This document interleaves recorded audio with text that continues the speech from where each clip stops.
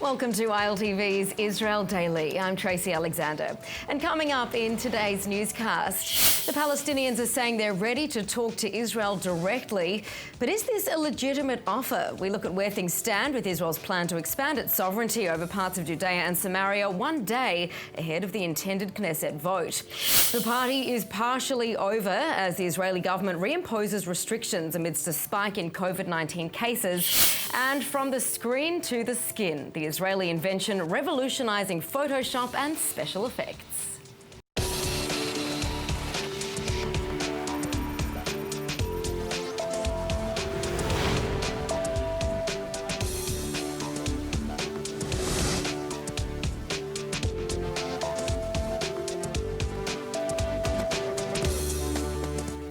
The countdown is on and the rumours are still flying. Will he or won't he? Israeli Prime Minister Benjamin Netanyahu has promised to present the Knesset with plans to expand the country's sovereignty over parts of Judea and Samaria as early as tomorrow. But now, rumblings July 1 could be slightly anticlimactic. Aaron Porras reports. Sliding in at the last second, the Palestinian Authority is now saying they're prepared to resume long-stalled peace talks directly with Israel in a counter to the United States plan. In texts sent to the International Peacemaking Quartet, the Palestinians are saying they're ready to pick things up where they left off in 2014, and that they would agree to minor territorial concessions. The counter-swipe coming a day after Israeli Prime Minister Benjamin Netanyahu used a Christian video summit to repeat calls to the Palestinians to come to the table, mediated under the United States' Peace to Prosperity plan. I encourage the Palestinians not to lose another opportunity, not to waste another century trying to destroy Israel. They should embrace President Trump's vision. They should sit down and negotiate in good faith. They should be prepared to negotiate a historic compromise that can bring peace to Israelis and Palestinians alike. President Trump's peace outline provides a framework for the Palestinians to eventually form a state, and for Israel to officially expand its borders to include Jewish settlements in Judea and Samaria. While the Palestinians have rejected Trump's peace plan out of hand, Israel, for its part, is looking to take advantage of the green light. Both Netanyahu and alternate Prime Minister Benny Gantz saying they can't wait forever for the Palestinians to negotiate in good faith. Netanyahu, for his part, hoping to begin annexations as early as July 1. But his dreams might not be coming true. Israeli and U.S. officials reportedly backing away from the promised Wednesday deadline. Netanyahu is now hinting to Likud lawmakers during a faction meeting that annexations would come later, a day after Defense Minister Gantz said that July 1 is not a sacred date, with the country having bigger fish to fry like the economic fallout of COVID-19. And joining me with more, ABC News correspondent Jordana Miller. Jordana, there's been all of this hype around July 1, and now it seems not much is going to happen on this date. What went wrong? That's right, Tracy. Prime Minister Benjamin Netanyahu had vowed to his base that he would make a dramatic move on July 1st. But now it looks like really the White House got cold feet for various reasons. First of all, President Trump is now in the middle of dealing with the COVID-19 pandemic. Not only that, massive race riots across the United States, which have calmed down a little bit in the last week or so, but still there. And his poll numbers, remember, re-election, November is right around the corner. He's doing terribly in the polls. And it appears that Jared Kushner, who leads the Mideast peace team, has now decided that allowing Netanyahu to make a big annexation move up to 30%, claiming sovereignty in the West Bank and the disputed West Bank is just too risky at this point. He believes it may, in a way, throw off his whole plan for regional peace in terms of the U.S. interests in bringing together those Gulf states, the Saudis, Bahrain, UAE, in a regional peace deal. And of course, Kushner is hoping he's going to win and President Trump's going to win re-election and they can still work on this peace deal. So it looks like they've really put the brakes on. That appears to be the most influential factor here. So then what do we expect could happen tomorrow? How is Netanyahu going to play this? Well, we think Netanyahu is now going to give a speech in which he will continue to profess his commitment to some kind of annexation move in the coming weeks. He will say that it's still a priority, that it's still going to happen, even if it's not officially going to begin on July 1st. And it may very well happen later in the summer. It appears that the White House is pushing for a much smaller step, what many are calling a symbolic step, perhaps Israel claiming sovereignty over some of the Jewish communities outside of Jerusalem. But remember, we have heard so much condemnation and warnings, Tracy, from some of not only America's allies, but important allies to Israel, including Jordan and Egypt, saying that they will reevaluate their peace treaties, even with a small move. And the Palestinians, of course, threatening to dissolve the Palestinian Authority, which is really a nightmare scenario for Israel. It means that suddenly everything from military to civil issues would be, essentially Israel's responsibility. You can imagine the money and the soldiers that might have to be there in the West Bank, not a scenario Israel wants. And if Israel then is waiting on the United States, and we're looking at a close to the end of the year election, how long will Israel then have to wait to be able to start rolling out Trump's peace plan? Well, this is where we see that there's some daylight between Jerusalem and Washington. They have different priorities. Netanyahu, and his advisors here fear in some way that Trump may not win re-election in November, and they want to get something pushed through, even if it's one of those smaller symbolic moves, taking Gush Etzion or Ma'ale Adumim, something, because they fear that if Joe Biden, the Democratic contender, wins, he will absolutely, put the kibosh on any annexation plans. And it's worth noting, Tracy, that many people here wonder why Netanyahu is in such a rush to do this. He has had more than 10 years, a decade, to move annexation forward. And many people believe he's trying to get something done because perhaps he's going to call elections again and try to win, much more time in office than the coalition agreement currently gives him. So then let's now take a look, Jordana, at the counter offer that we talked about earlier from the Palestinians. How are you analyzing this?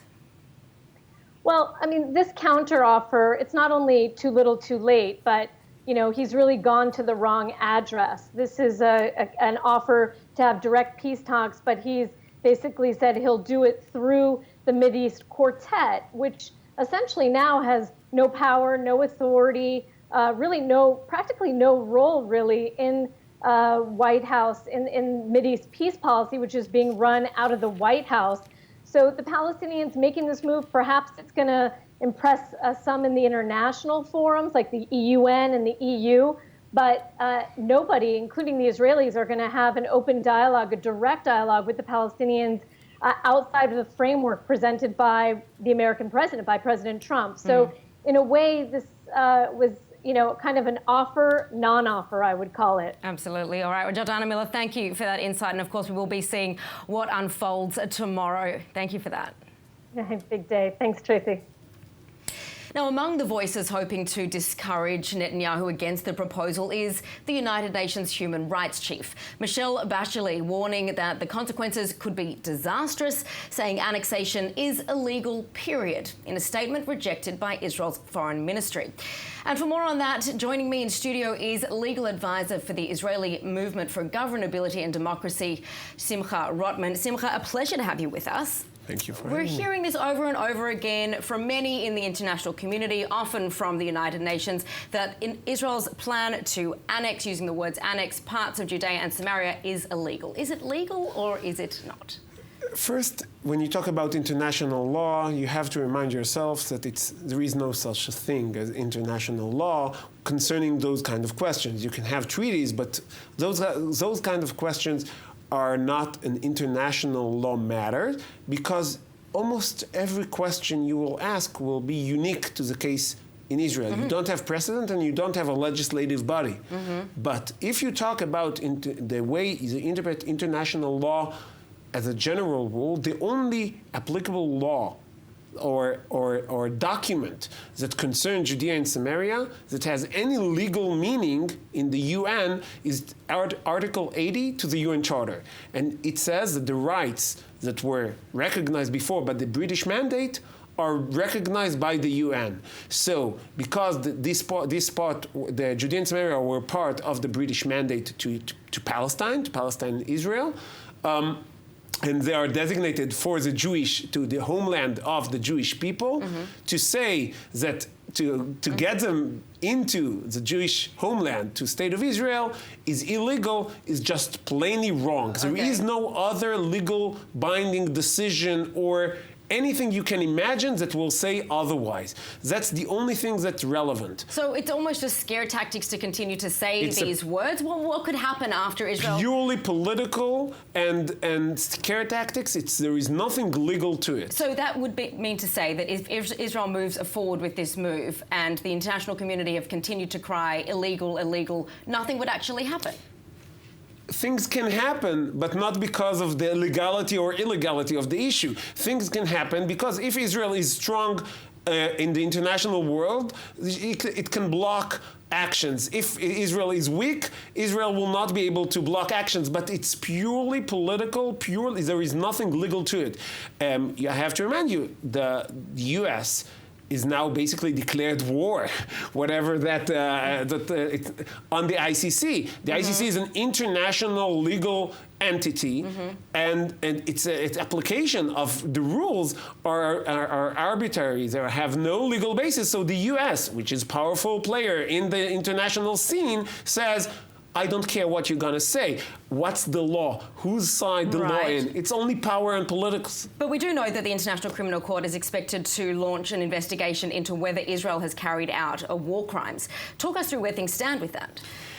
Again, also the ICC is also, the ways they use international law is biased, is political, has nothing to do with precedent, because many other countries that have done much less compared to Israel concerning taking land, concerning dealing with occupied territories and occupied people, have nothing to do with the ICC. So the ICC is operating on a political basis, and the way to act against this is on a political scale. Sure, but then I have to ask, what is the point of these bodies then that have Article 80, for example, in the United Nations and the ICC, where where things are filed as and investigations are launched, if there aren't consequences, if they're not binding? So the ICC is really not binding. In our case, is not binding. Of course, there are some countries that will respect the rules, and it might create some political problem to our people, to senior officials in the army. They will travel to a country that wants to give us hard times. They will give us hard time. But it's political question. It's not a legal question.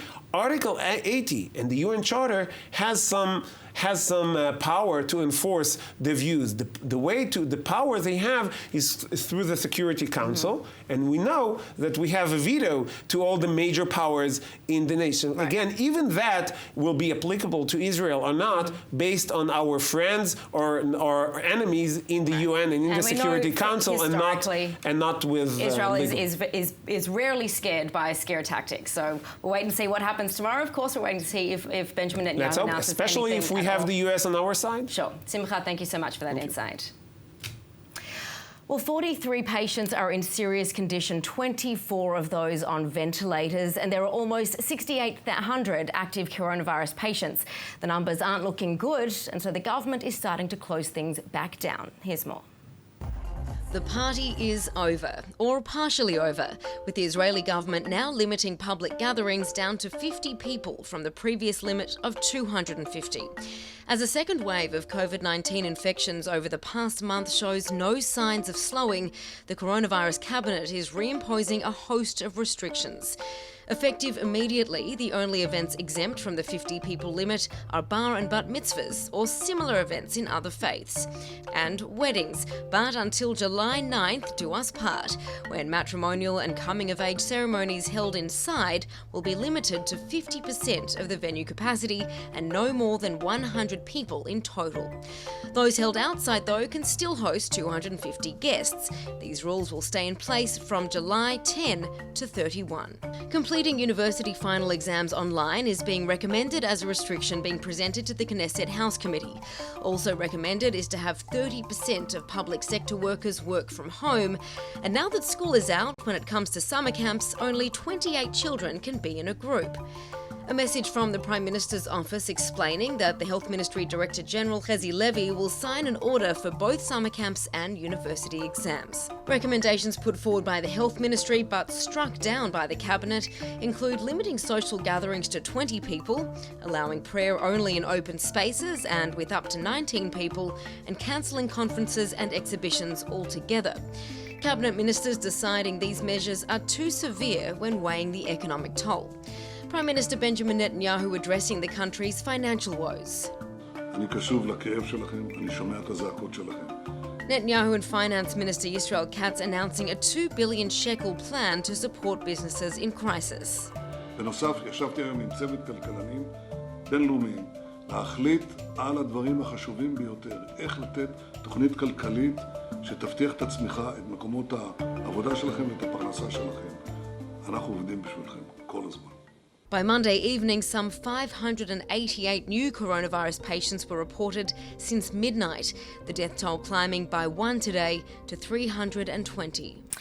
All right, well, moving on now. How did Jerusalem deal with the tremendous destruction wrought upon her by the Babylonian army in the 6th century BCE?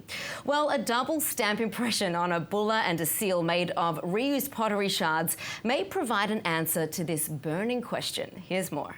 I'm standing at Givati parking lot excavations, where the Israeli Antiquity Authority and Tel Aviv University are conducting archaeological excavations for many years. It's part of the City of David National Park in Jerusalem. The two items that I'm holding in my hand, a bulla and a seal, are a major contribution to our understanding of the nature of Jerusalem during the Persian period, time of the returnees to Jerusalem following the destruction. From a biblical account, we know that Jerusalem was completely destroyed at 586 BCE, and then when it was resettled, a wall was built around the city. But in the last 20 years, archaeologists and biblical scholars are debating what exactly was the nature of Jerusalem in those days. And the archaeological finds that are so scarce led most of the scholars to think that Jerusalem was not an important city, was very small and scarcely inhabited. These two items that I hold in my hand are, as mentioned before, evidence to the relatively complex administration conducted here in Jerusalem during the Persian period. The first is a seal, a relatively big one, probably used to seal containers as jars or something like that, and not small items as letters. The second item is slightly more complex. This is a double seal, meaning it had two stamps on it. Again, it's relatively big, meaning it was used to seal probably a jar or another container.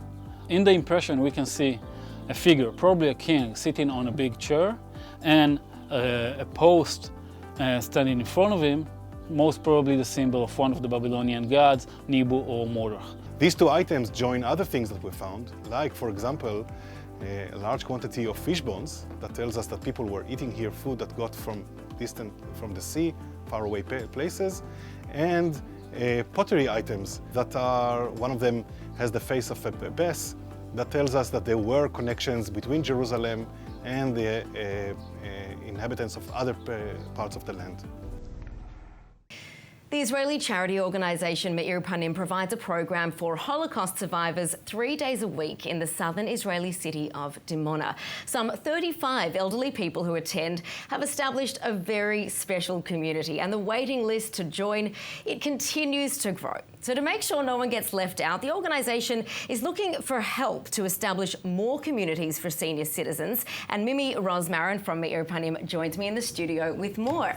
Mimi, great to have you. Thank you. So tell us a little bit about what this program offers for the Holocaust survivors. It offers them every day an opportunity to come together as a community, to have a hot breakfast and a hot lunch, and a range of activities so that they are kept mentally healthy and in community and strong and taken care of. Certainly, and tell us why specifically Holocaust survivors and not just generally elderly people. Sure, so we see that in this country, Holocaust survivors are at a lower rate of poverty and have tremendously high rates of isolation, loneliness, and given all they've gone through in their lives, we felt a really strong commitment to help them have the end of their lives in community and together with joy and togetherness and happiness. Give us a bit of an insight into what happens in these communities and what it means to them. It is unbelievable. I say every time I go, it's my favorite thing that we do. You walk into a room and there's a warm atmosphere of family and lovingness. They celebrate birthdays together. They celebrate milestones. They have bingo. They have pedicures. Right. They go to the pool club. And I understand a wonderful relationship between them and, of course, the volunteers that work there. But it's not only the Holocaust survivors that Meir Panem is assisting. It's also families, children, and young people before they join the army. Tell us a bit more about that. Sure. I like to think of ourselves as like a safety net for Israel's most vulnerable citizens. So in that, we take care of anyone that comes into our 5 soup kitchens around the country, and we provide them no questions asked with a warm meal and a warm smile. We have 3 teen centers in Sderot, which help prepare teens at risk for their adulthood and the army matriculation, which can be a real game changer for their lives and their futures. And so we really want to help take care of people in every station of life. Yeah, you're looking to help more and more people, but what do you need to be able to do this? Our budget is preventing us from doing more. The more we get, the more we can help and the more we can give. Just as you mentioned, in Dimona, we have a waiting list. We would love to have every Holocaust survivor in Dimona that wants to come and be in community and have this experience. We want to be able to have them. We want to be able to open another center, and what we need really is donations. So whether it be $5 to thousands of dollars, we are so appreciative of everyone that's a part of what we're doing, whether from near and far. Right, and their money is making a massive difference. So Mimi, thank you so much for the work that you're doing and for bringing us that story. Thank you. Well, moving on, in an Israeli first, SodaStream is joining the growing protest against Facebook's policies on hate speech. The list of brands is lengthening, pledging not to advertise on the social media platform, protesting the company's unwillingness to police hate speech or monitor posts for misinformation, allowing extremists to use the platform to incite violence. Other Israeli companies have so far been silent on the issue, SodaStream joining its parent company PepsiCo in the boycott. Now, on Monday, Starbucks became the largest corporation to put the pressure on Facebook. Have you ever wanted to plaster on a totally different face to the one you have? Well, you shouldn't, because you're beautiful just the way you are. But if you did, let's just say, an Israeli inventor has the solution for you. Aaron Porras has the details. Almost like using temporary tattoos, a new technology has its eye on the prize. Taking photoshopped image trickery off the computer screen and bringing it into the real world has long been just out of reach. But not anymore, thanks to Israeli photographer and industrial designer Guy Aon and his body piece technology. Combining modern hydroprinting and ancient Japanese sumi nagashi marbling techniques, body piece allows you to place images onto just about anything, including, as the name implies, directly onto your skin. This means big changes are on the horizon in the world of body art, movie makeup, fashion, and more. For example, if you want to extend a particular garment you're wearing, these non-toxic ink pictures will do the trick. Or for covering scar tissue, the technology can place realistic skins over prosthetic limbs, and even for printing nipples, a common need for people who suffer mastectomies, especially as the ink is elastic and moves with your body. The possibilities are seemingly endless, and Aon hopes that his first products will hit the market in 2021. What will they think of next? All right, let's take a look at the weather forecast. The daily summer heat breaking a bit. Tonight's low should sit at about 70 degrees Fahrenheit or 21 degrees Celsius. Then tomorrow, the heat is expected to return, making that facial art sweat off a bit maybe, with mostly sunny skies and highs hovering at around 94 degrees Fahrenheit in the north or 34 degrees Celsius. Then 85 Fahrenheit or 30 degrees Celsius in the centre of the country. And finally, a harsh 101 degrees Fahrenheit in the south or 38 degrees Celsius. And now before we go, let's take a look at what's going viral in Israel.